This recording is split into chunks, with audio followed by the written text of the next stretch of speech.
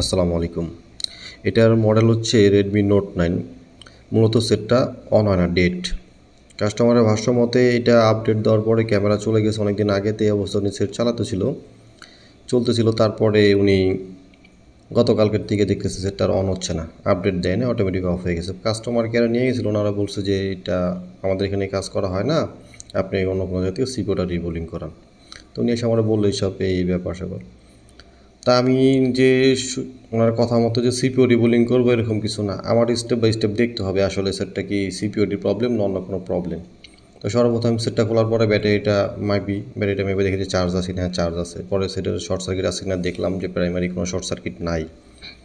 তারপরে power supply reading দেখলাম 17-18 দাঁড়িয়ে থাকে। তখন আমি বুঝলাম যে সিপিওর থেকে প্রবলেম। যারা মূলত চিপ লেভেলের কাজ করেন তারা অবশ্যই পাওয়ার সাপ্লাইয়ের কোডিং বুঝেন, আর যদি কোডিং না বুঝেন তাহলে আমাকে ইনবক্স করতে পারেন। আর না হলে এটা নিয়ে আমি পরবর্তীতে একটা সুন্দরভাবে বুঝিয়ে একটা ভিডিও বানাবো। তারপরে আমি এটার প্রথমে টিনটা কাটি, যে দেখি কোন সাইড থেকে টিনটা অল্প একটু কাটলে আমি আইসি রিমোটটা ঢুকাইতে পারবো। আর মূলত একটা ভিডিও করতে গেলে পোকো এই সিরিজের বা Xiaomiর এই সিরিজের সেটগুলো কাজ করতে গেলে দেখা যায় 25-30 মিনিট সময় লাগে, সেক্ষেত্রে ভিডিওগুলো অনেক বড় হয়ে যায়। তা আপনাদের সুবিধার ক্ষেত্রে আমি এই ভিডিওটা 10x তারপরে 8x 6x ফরওয়ার্ড করে দিচ্ছি, স্পিড একটু বাড়িয়ে দিয়েছি। তো অবশ্যই আমার কথাগুলো শুনবেন। তারপরে আমি এখানে যখন আইসিটা উঠাই তখন আমার টেম্পারেচার ছিল 340 আর এয়ার ছিল 40, আর আমার হটগান হচ্ছে কুইক কোম্পানির 1300A, এটা 1300 ওয়াটের। আর যেভাবে কাজ করবেন এভাবে হিট আর টেম্পারেচার মেনটেন করে কাজ করবেন। আর অবশ্যই একটা ভালো তাতাল ইউজ করবেন যে পেস্ট পরিষ্কার করার জন্য। যেমন আমি কুইকের এই সুগানের T26 এই তাতালটা ইউজ করি, এটার বিটটা খুবই ভালো। আর যে বিটটাতে কাজ করতেছে এই বিটটার দাম হচ্ছে 650 টাকা। আর এক্সপ্লোর আর একটা বিট আছে, ওটার দাম হচ্ছে 1400 টাকা। আর জেবিসির বিট পাওয়া যায় 2800 বা 3000 টাকা এরকম। তাই মূলত অনেকগুলোই সেম বিট, তো 2800 টাকার বিটও ইউজ করছি, ওইটা দেখা 1 মাস 1.5 মাস যায় বেশি ইউজ করার ক্ষেত্রে। আর 1400 টাকা সেম ওরকম যায়। তো এই যেটা 650 টাকা দিয়ে আনছি এটা দিয়েও কাজ চলে। আরেকটা আমার কাছে যে T12 বিট লাগানো যায় সুগান কোম্পানি, এটা 600 কত জানি মডেল, 611 না কত জানি। তো এটা দিয়ে আমি হচ্ছে এই ডিসোল্ডারগুলো করি।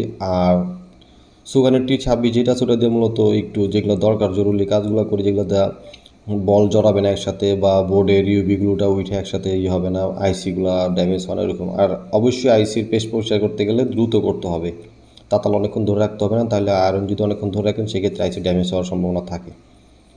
আর ব্রাশটা এই সানশাইনের ব্রাশটা ইউজ করবেন, এই ব্রাশটা একটু শক্ত, মোটামুটি সাইডে যদি নর্মাল পেস্ট থাকে ওইটা আইসা পড়ে।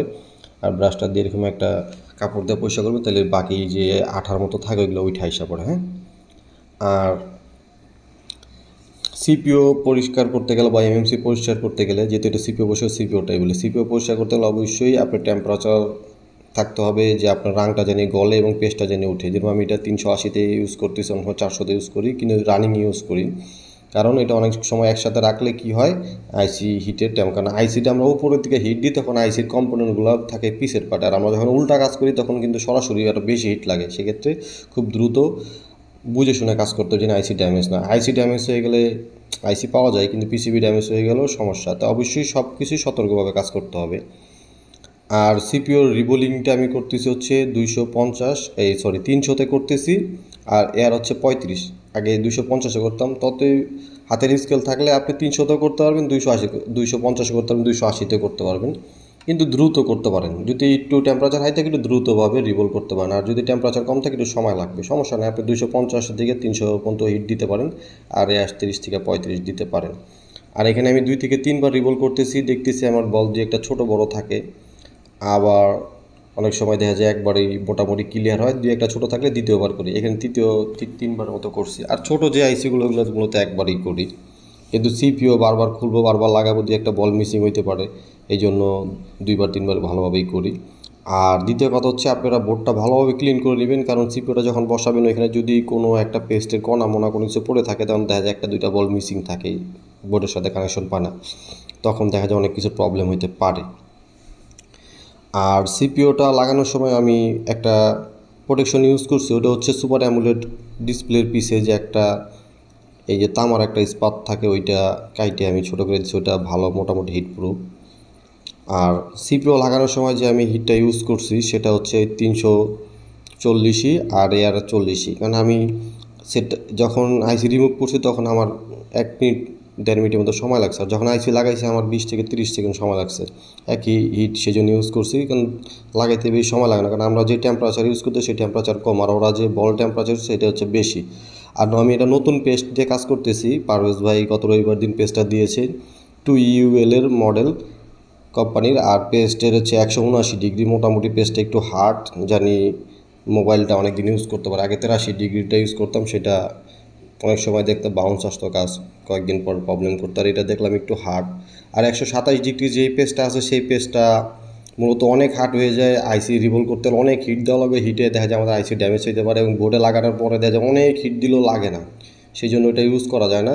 তো এটা একটু টেম্পারেচার হাই হলেও ভালো, কারণ কোম্পানি যে টেম্পারেচার দেয় সেটাই ওদের ড্রাই সোল্ডে, যারা আমরা যেটা দিয়ে তো অনেকই আরও কম। তো এটা একটু বেশি হইলেও বলটা একটু ঘন, অত লিকুইড পাতলা না, সুন্দর রিভল করতেও মজা লাগলো এবং কাজ করতেও খুব ভালো লাগলো।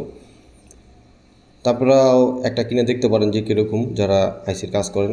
আর যারা নতুন তারা আমার এই কথার স্টেপগুলো স্টেপ বাই স্টেপ ভাবে করবেন, তাহলে আলহামদুলিল্লাহ সব পেস্টিং সেটের যে কোনো সাদা, black, white, double decker, A to Z সব কিছু করতে পারবেন। আর যদি কোনো রকম হেল্প লাগে সরাসরি আমার সাথে যোগাযোগ করতে, আমার নাম্বার দেওয়া আছে এবং আমার মেসেজ এই ফেসবুক আইডি দেওয়া আছে, এখানে মেসেঞ্জার নক করতে পারেন, হোয়াটসঅ্যাপে নক করতে পারেন। আসসালামু আলাইকুম। তাহলে আজকের মধ্যে এখানে বিদায় নিলাম, নেক্সট কোনো ভিডিও নিয়ে আপনাদের মাঝে আসবো। আর অবশ্যই আমার চ্যানেলটা সাবস্ক্রাইব করে রাখবেন এবং বেল বাটনে ক্লিক করে রাখবেন, নতুন নতুন ভিডিও আসলে অবশ্যই আপনারা আপডেট নোটিফিকেশন পেয়ে যাবেন।